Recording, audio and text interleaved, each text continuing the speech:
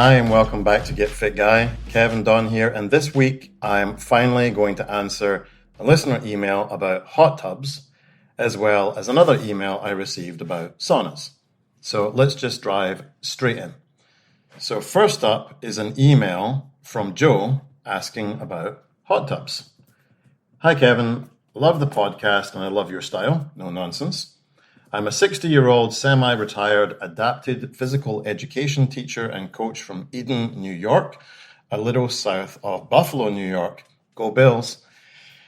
Now, after many years of athletics, related injuries from high school and college soccer, I was a keeper, have compression of C6, discus throwing with degenerative discs in my lumbar spine.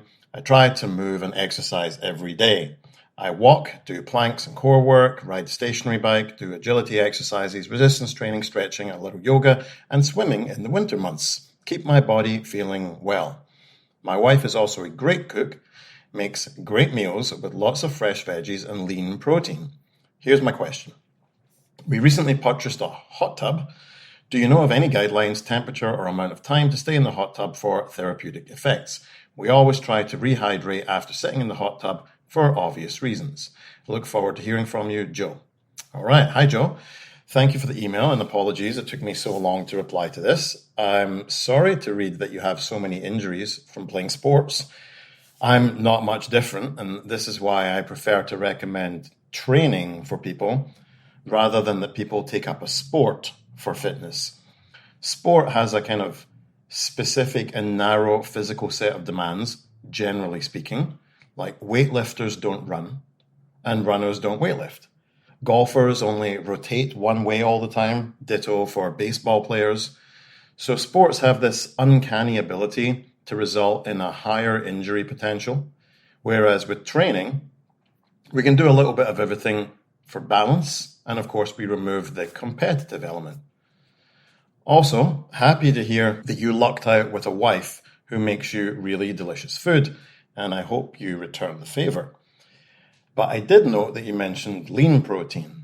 I would say don't be afraid of fat, especially as an aging male, because low-fat diets have, in studies, been correlated with low testosterone.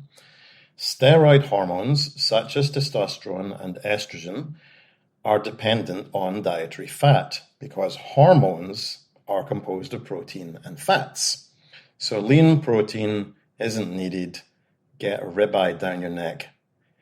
Now, living that bougie hot tub life sounds pretty good to me. The question of how much time, what temperature for therapeutic effects is a good one.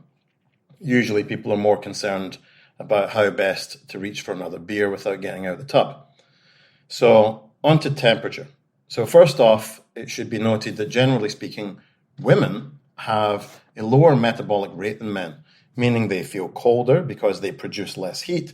So as a rule of thumb, women actually prefer a slightly hotter water temperature than men. Of course, their temperature also changes during their monthly cycle. And to stick with women, pregnant women shouldn't be letting their core body temperature get above 102.2 degrees Fahrenheit, and therefore should be limiting hot tub temperature to about 100 degrees Fahrenheit. Hopefully, no one mishears me and thinks they can jump into 100 degrees Celsius water, because if you do, you won't be jumping back out.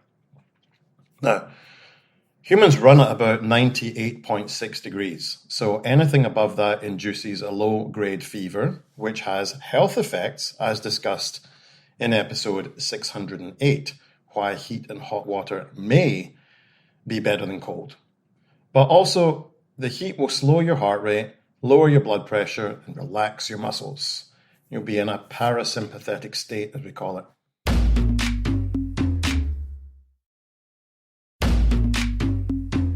On to the temperature, above 98.6, which is your body temperature, and below 104 is where you want to be. In fact, you'll find that hot tubs purchased in North America are limited to 104, since a 1979 report by the Consumer Product Safety Commission. So regardless of how hot you like it anyway, it probably won't go above that. And that might be where you want to be anyway, because a 2014 study on hyperthermic immersion noted that there was no difference in heart rate and cardiac output at temperatures below 104. In terms of duration, a 2018 study on the effects of hot tub therapy showed that 30 minutes a day decreased symptoms of chronic pain, heart conditions. However, this only became effective after 12 months of therapy. So prior to the 12-month point, at 3, 6, and 9 months, there was no significant finding in reduction of symptoms. So it would seem that accumulated duration across time is actually more important than duration per session. Like many therapeutic interventions versus pharmaceutical ones, it takes time. This could be one reason why there's actually poor efficacy or evidence of alternative therapies working, being that people simply just drop off before they reach the therapeutic dosing. On the other hand, maybe they just don't work. Hope that answered your question. 104 degrees, 30 minutes a day for the next year. I also recommend checking out episode 608 for more info on heat and hot water and why they may be better than cold. You can find a link in the transcript, thanks to the podcast director that edits this stuff for me and does linky things that I don't know how to do. Now, on to the next email. Hi, Kevin. I've been hearing a lot of buzz about infrared therapy recently. A rather pricey sauna/infrared therapy studio opened near me. They gave me their sales pitch. I know the benefits of sauna are well documented, but I know little of infrared therapy. The supposed benefits treat a wide range of conditions and seem too good to be true. Well, yeah, normally, if something has this kind of claimed broad impact, we can probably say that there's something afoot. Do you know of any solid research? Kim from Durham, North Carolina, a middle-aged jiu-jitsu lady. Hi, Kim. Haven't had the pleasure of visiting North Carolina yet, but I do hear good things. I'm not sure it would be good for my waistline, though, since I noted that North Carolina is the home of Pepsi, Cheerwine, Krispy Kreme, and Bojangles chicken. Is that how you pronounce that? I mean, someone told me it was pronounced Bojangles, and I was like, no, I don't think that could be right. So let's just go with Bojangles. Also, great work on doing some jiu-jitsu. If you ever feel like trying a real grappling sport, I highly recommend judo. That was just a little joke. But seriously, I do love the fact that jiu-jitsu took judo and just watered it down. Oh, another little joke. I did actually go to some jiu-jitsu last year, and I really did enjoy it. Sadly, my schedule didn't align with the class times, but it was great because I found the grappling, like the groundwork, so much more broad in scope than what we do in judo. In judo, we have groundwork. It's called newaza. Judo, as you know, is more about those throws. Anyway, on to the infrared before you fly over here and choke me out. You are right. The benefits of a traditional sauna are well documented, and IF saunas much less so. This is probably because traditional saunas have been around for 7,000 years. And infrared saunas have only been around since the mid-1960s, really. Now, if you want to learn about the benefits of saunas, look no further than Finland, where there are 3 million saunas in a country of only 5 million people. And on the World Happiness Report, a legit thing, Finland ranks number 1 for happiness. And I'm going to arbitrarily and fallaciously correlate that with the fact they've got so many saunas. Anyway, believe it or not, Dr. Kellogg was actually the discoverer of infrared saunas, the guy from the cornflakes. And although they weren't known as infrared saunas back then, he used them back in 1893 when he started putting incandescent light bulbs that we now know emit infrared waves to generate profuse sweating in patients for the purposes of detoxification and purification. Now, in the 1960s, NASA worked on near and far infrared wavelengths, and that allowed things to be taken to the next level, with Japanese doctors then, in the mid-60s, patenting the first far infrared sauna.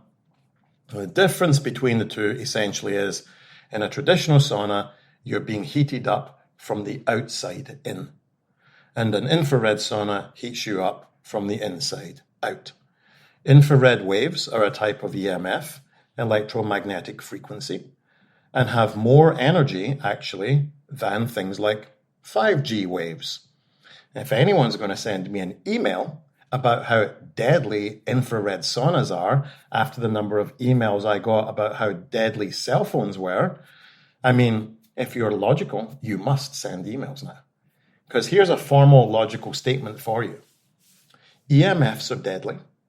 Infrared is an EMF. Infrared is deadly. That's a formal argument we study in philosophy called a modus ponens. And I'll eagerly wait on the emails. By the way, infrared is not deadly. I just like to poke the pseudoscientists that I know love to creep this podcast. Anyway, back to infrared saunas. There haven't been really studies done comparing one type of sauna versus another, but there are studies on the efficacy of outcomes from different types of saunas. So from what I saw, it seems that traditional saunas favor outcomes for cardiac conditions, neurological conditions, and mental health. Mental health aspects are no doubt social, because most of these sauna studies, no surprise, have been done in Finland, where most saunas are. And there in Finland, it's a huge social thing. I lived in a Scandinavian country, and sauna, hot tub, cold plunge were all very social events. Friends and families got together like at least weekly to go and do that. So the social aspect was greatly in favor of traditional saunas. Infrared saunas seem to be centered a lot more around chronic pain and show great promise on that front. I will note I asked a Finnish friend and she told me there's only one type of sauna. So if you were looking for health benefits, I would go for a traditional sauna for the benefits of mental health, neurological conditions, or heart and cardiovascular. And if you're looking for chronic pain relief, I would look into infrared. So you just have to look at what your own needs are and look at the costs, benefits, and see if there might be other things that you could do for chronic pain management that may have greater efficacy or be more affordable. Personally, evidence aside, I don't really want heated up from the inside. That's just my preference. If you have a question or want to say hi, email me at getfitguy@quickanddirtytips.com and you too can be featured on the show. Don't forget to share this podcast with your friends. Get Fit Guy is a Quick and Dirty Tips podcast thanks to the team at Quick and Dirty Tips, Morgan Christensen, Holly Hutchins, Davina Tomlin, Cameron Lacey, and Brennan Gitchis. I'm your host, Kevin Dunn. If you have a question for me, leave me a voicemail at 510-353-3104 or send me an email at getfitguy@quickanddirtytips.com. For more information, visit quickanddirtytips.com or check out the show notes in the podcast app.